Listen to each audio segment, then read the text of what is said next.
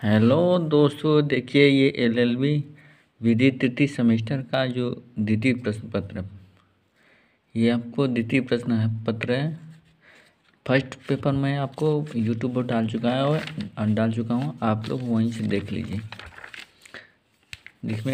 देखिए आप लोग कौन कौन से क्वेश्चन आए हैं।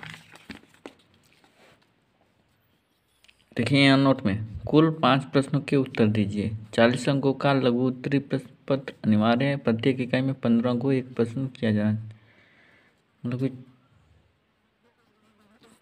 कुल यहाँ दिया है 5 प्रश्नों का उत्तर दीजिए। बट आप लोग ऐसा मत करिए 5 में 10 हैं तो 10 ही। यहाँ पर लिखा हुआ है 4 गुणे 10, मतलब एक क्वेश्चन 4 का है, 4 नंबर का है, टोटल 10 है तो 10 गुणे 4 बराबर 40, मतलब 10 करिए। यहाँ दिया हुआ है केवल 5, बट आप 10 करिए, ठीक है। चलिए आगे बढ़ते हैं।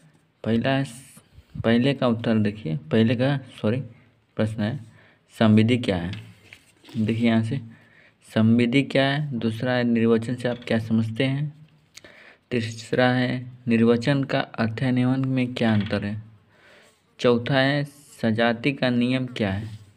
पांचवा है किसी शब्द का निर्वचन उसके चतुर्दिक शब्दों के संदर्भ में किया जाना चाहिए, व्याख्या कीजिए। देखिए यहाँ से आइए, निर्वचन का स्वर्णिम नियम क्या है। हितप्रद अर्थान्वयन क्या है।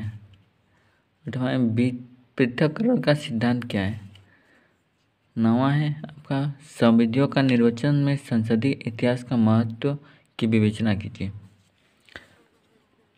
10वां है बेंथम द्वारा प्रतिपादित सुख और दुख का सिद्धांत क्या है। ये 10 क्वेश्चन है। 10 क्वेश्चन आपको 200 वर्ड में लिखना होता है। 200 वर्ड यहाँ दिया हुआ है, 200 वर्ड यहाँ ये रहा आपका 200 वर्ड दिया है, 200 वर्ड में लिख सकते हैं आप उसको 2 पन्ने में लिखिए। छोटा क्वेश्चन है, 2 पन्ने में आप लिखिए, इसे नंबर मिलते हैं। जितना आप लिखेंगे उतने नंबर मिलते हैं। छोटा लघु है तो 200 वर्ड काफ़ी है। अब देखिए प्रश्न ये बड़ा है, इसको तो 500 वर्ड में लिखना पड़ेगा आपको। दूसरा देखिए समान प्रथागत शब्दों के उनके लोक प्रचलित अर्थ में ही समझना चाहिए, व्याख्या कीजिए। ये दूसरा है। और आपका तीसरा देखिए कानूनों के निर्वचन यथा अनुप्रयोज्य सर्वनियम का साधारण विवेचना कीजिए। यह नियम सामुदायिक निर्वचन से किस प्रकार भिन्न है।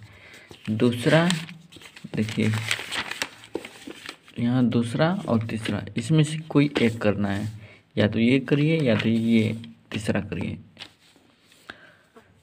इसी तरह चौथा है कोई कानून शून्य नहीं है बल्कि परिस्थितियों की विरचना में परित किया जाता है ताकि ज्ञात हालत हेतु उपचार प्रदान किया जा सके।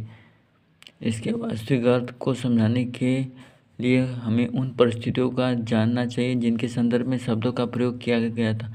उन परिस्थितियों से क्या उपदेश प्रचलित था जो संसद के दृष्टिगत किया गया था। उपयुक्त कथन में संख्यात्मक मूल्यांकन संविधि के निर्वचन में जिस प्रकार हेडन के नियम में किया गया था उसे ज्ञात कीजिए।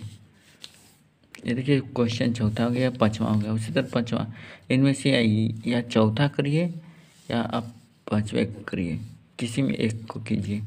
छठा क्वेश्चन है छठा कानूनों के निर्वचन के बाह्य और आंतरिक सहायक और कानूनों के निर्वचन में निम्नलिखित में किन्हीं 2 का महत्व का मूल्यांकन। दीर्घ शीर्षक परंतु शब्द को स्पष्टीकरण, इनमें से किसी दो का आप मूल्यांकन कीजिए, इसके बारे में लिखिए। उसी तरह 7वां है और 8वां में दिया है तो छठा कीजिए या तो 7वां कीजिए। इन्हीं में से 2 में से एक करना है आपको। उसी तरह 8वां है, देखिए बेंथम की उपयोगितावादी सिद्धांत क्या है। बेंथम द्वारा प्रस्तावित दंड और के सिद्धांत को आलोचनात्मक विवेचना कीजिए। और 9वां है देखिए लोकमत विधायन के मध्य अंत संबंध की विवेचना कीजिए। 8वां या 9वां, इसी दोनों में से एक करेंगे आप, या तो 8वां क्या 9। देखिए इसको तो 500 वर्ड में लिखना है। 500 वर्ड लगभग 4 पेज, सॉरी 4 पन्ना लिखेंगे। 4 पन्ना बहुत है, 4 पन्ना अगर लिख देंगे तो आपको नंबर काफ़ी मिल जाते हैं। 4 पन्ना इसके बारे में लिखने तो नंबर काफ़ी मिल जाते हैं आपको। और उसको छोटे क्वेश्चन को आपको, छोटे क्वेश्चन है ये देखिए, छोटे के क्वेश्चन को 2 पन्ना, 2 नहीं तो 1.5 पन्ना तक आप ले जाइए उसको। पेज होगा आपका 1.5 पेज, 1 पेज 1.5 पेज चला जाएगा, बहुत काफ़ी है उसका। बट इसको है ना, इसको आप कम कर लिखिए, जितना लिखना बने उतना लिखिए, तभी आपको नंबर मिलेगा।